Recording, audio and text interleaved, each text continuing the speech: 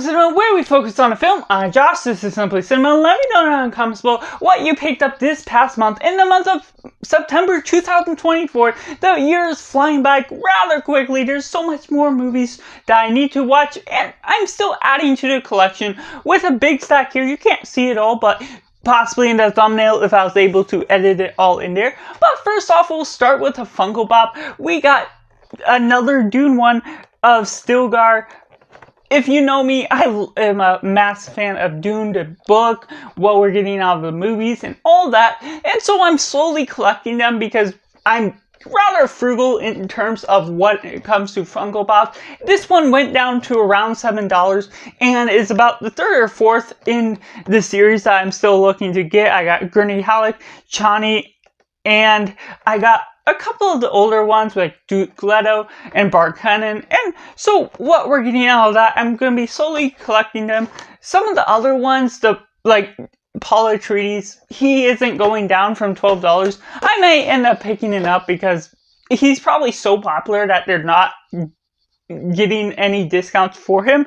But moving on, next I'm going to go into the big item next, even though I normally save it for last. You've probably seen it in the thumbnail.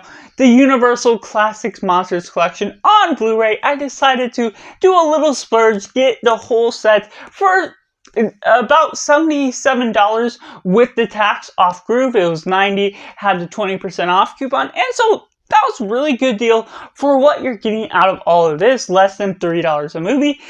I was wanting to dive into all of them this month, hopefully, but unfortunately, things have gone set aside because I'm doing a lot more director projects, franchise projects, not only with what's coming out this month, but coming on November 1st, there's going to be the final Clint Eastwood movie that I hopefully want to try and get ambitious, try and cover that, even if it's later in November when I finish his movies. There's 37 of them that I want to include. Of course, I'm going to be still doing a lot of horror movie watches, but if I haven't already released my watch list challenge for the month of October, it's on vampires, so I'm going to be at least knocking off Dracula franchise from the list, which I believe there's 4 movies in this, but I'll definitely be slowly knocking this off little by little. I know The Wolfman has a reboot coming in 2025 in January, so I'll be able to get that one at the very least. So Dracula, hopefully this month at the very least, if not another one as well, but we'll just see how that month flows along. Like I said, I have a Blu-ray watch list that'll be on the channel or coming soon the next day.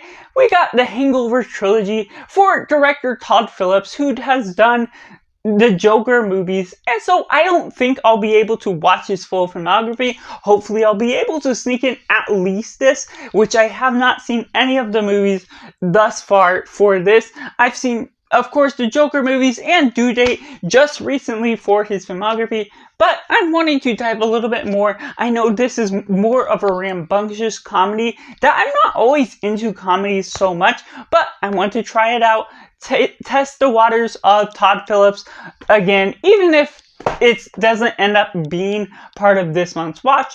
I now own it on DVD, which I don't mind too much. It was $5 at Walmart, so just to add the whole thing to my collection. Next up, we got Salem's Lot, the original. We got a new one coming just this Friday, or just this Thursday on Max, depending on when this movie video is up, that it has a new Stephen King adaptation. There's also this 2004 TV miniseries, and so I'm going to be trying to rank the series as well as the Return to Salem's Lot, which was a movie on its own. I haven't heard much details on what that movie all holds, how long it is, but it may be a long run for testing out Salem's Lot ranking if I manage to get around to it. But this might be more of a focus just because it is part of the horror outside of what I'm trying to do for Clint Eastwood. And next up, we got some things from Big Lots as well. We got this 20 film collection. I watch movies in Sue, and her checking out the Big Lots inspired me to go get some of the same items myself. This is a 20 film classic film collection. There's a lot of them that may or may not be on DVD. Certain classics that, like Hunchback of Notre Dame, the original, Attack of the Giant Leashes, Guillermo the Invincible, and Little Shop of Horrors. I never seen that. I probably haven't seen any of these that I'm seeing thus far off this list. And so it adds a good amount to my horror collection. Whether I get to watch some of the vampire or general any of them from this coming month, I have a nice collection added to what I can watch in the future. If I have a more loose watching month or just can't manage to sneak some in along the way. And we got another vampire Dark Moon collection, 6 films featuring Fangs of the Dead, Grave of Vampire, Devil's Nightmare, Werewolves and Girls Dormitory, Werewolf of Washington, and Moon of the Wolf. I don't know if any of these are all too notable mentions, but they're older films, like I mentioned, wanting to bulk up some of the collection that I'm just getting into horror, especially some classic ones that you may not be able to find as easily on streaming or think about as frequently. Now that I have the DVD, I'll see those titles from time to time. And so next up, that goes into another one, Cauldron of Blood, and this has Boris Karloff, who is in some of the Universal's Monsters collection. And so that's what inspired some of the classic movie purchases, is just part of adding to certain actors that may expand their filmography to some of these other films that I'll be able to watch more of what they were all a part of. And that leads next up, we got the final batch. I believe all of these are from This Replay, unless there's something snuck out that was from Walmart as well that I got to cover. Hold on just 1 second. But yeah, I like to keep these videos raw. I hope you enjoy my personalities a little bit more of the strict reviews. And we got Gremlins 1 and 2 also from Walmart. I have Gremlins 1 on DVD. I have not ever seen Gremlins 2. And there's a HBO Max series of Gremlins. I forget what it's called. I'll be covering it within my shorts of all the movies and series coming out this weekend.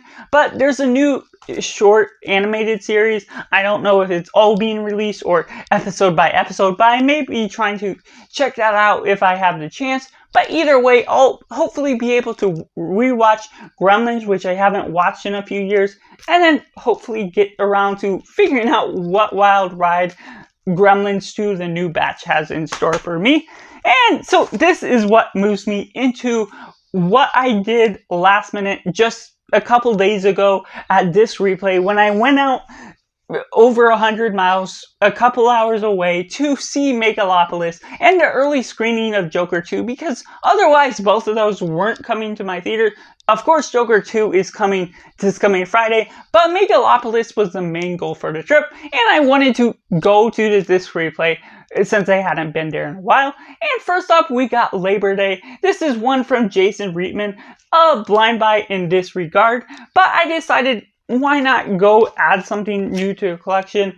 I like Kate Winslet and Josh Brolin.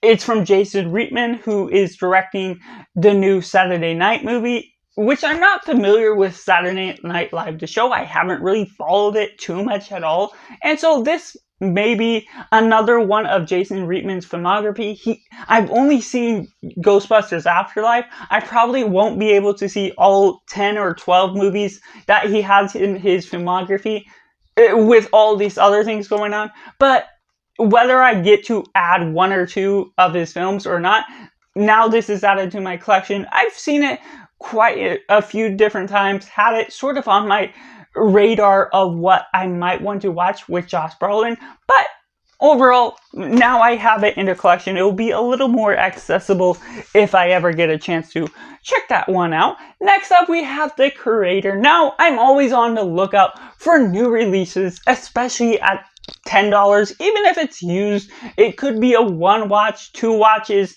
before the owner returned it to This Replay and exchange. And so I credit from that. And so I'm just really enjoying what we got out of the creator last year. This is also why I don't always buy movies day one in store unless it's super desirable, but even then I can wait a little bit because sometimes my film schedule is so packed, whether I'm on YouTube or even having been off YouTube, I just sometimes get busy trying to watch new things or complete franchises, whether it's involved with the YouTuber or not. So the creator, I just really enjoyed that movie last year. One of my favorite, especially from Gareth Edwards. Next up, we got Wizard of Oz. This was down to $3. That, of course, you gotta add this to your collection, and I finally now have it in the collection that I'll be able to watch whether it's on streaming or not. I now have it on Blu-ray. And of course, there's Wicked coming up, and I'll be trying to watch multiple different adaptations of what they do with the story, from the original to Sam Raimi's Wizard of Oz, I forget what that's called, to some of the cartoon adaptations. Hopefully I'll be able to sneak in an oddball to sort of ranking of the Wicked and Wizard of Oz adaptations that we got thus far. Next up, we got Challengers. Yes, a 2024 release, one of my favorites of the year. Not going to spoil where it is in my list currently, but this is an easily accessible one. I know it recently dropped on Prime, but it'll be nice to have the quality and nice to have it on rewatch whenever it does lose its ground from Prime and doesn't land on a streaming service I have. This was $8, which was surprisingly even cheaper than I expected. They also had Civil War on Blu-ray, but that was up to $17, a little bit out of my price range for what I'm wanting to get like immediately. That I sort of set a budget of $10 as the max of what movie I'm getting. Next up, we got Honest Thief. Now I wanted to bulk up my Liam Neeson collection a little bit more. Wanted to, of course, get some of my priority movies that I saw when I instantly knew I had to get it. Honest Thief was a rather good one that I think it was relatively similar to some of the action movies you get from Liam Neeson ever since Taken, but I'm a huge sucker for watching Liam Neeson, whatever sort of movie he's in. There's been a couple really bad stingers, but this one wasn't too bad. It's been a few years since it dropped and since I watched it. And so it's may be a good rewatch, or just whenever I get around to it, whether I do a Liam Neeson month on its own, or just being able to watch a guilty pleasure of its own. Next up, we have Merry Freaking Christmas. $5 for a Robin Williams comedy, and this one is wild. It's one of the last films he's done, I believe, from 2014. So yeah, so this would be one of his later films before he passed, sadly. And I freaking love this for what it was. Which normally I don't love rambunctious comedies, but I felt like this one was way out there while also having some moments to shine within its drama, what it's doing with the family elements, building upon that, and honing in and having a heart to its story that made me just enjoy it for what it was in the appreciation of its craft. And next up in this pile, we got It's Complicated. Now, this is a comedy that I kind of enjoyed for what you're getting out of the essence. I just have good reflections on having watched it last year, so I decided it's worth picking up. It has Steve Martin, Meryl Streep, Alec Baldwin, and just that trio, what they get out of this sort of comedy that goes about this way of this wife that's reconnecting with her past husband while she's also about to get married to someone new, goes about different complications that create some good raunchy humor here and there, going about different ways of sort of having the right approach, the right feeling that I sort of expect from this sort of soft-noted comedy. And so what we get next, J. Edgar, Clint Eastwood film. Like I mentioned, there's going to be a new Clint Eastwood film coming November 1st, his final one. So I'm adding more. This is, I believe, my 7th film that I own from him. And I've only seen 2 films out of his entire filmography. So it's going to be a wild watch through, however long it takes. I still hope to get the ranking out in general hopefully around this year, even if it ends up in December or November, whatever that goes about. I do want to watch his full filmography, for as ambitious as that task will involve. And last but not least, we got Love and Monsters. I got this as a big recommendation now and then. I've seen it at the library many times, and it's still been on my watch list, but I just have not still seen it yet. That I hope to be changing this October. Even though it's a vampire month, I'm watching so many other things, and it's horror in general. So hopefully I'll be able to knock this on my watch list. I have it to the collection, so there's no library limit on what I can hold in my collection.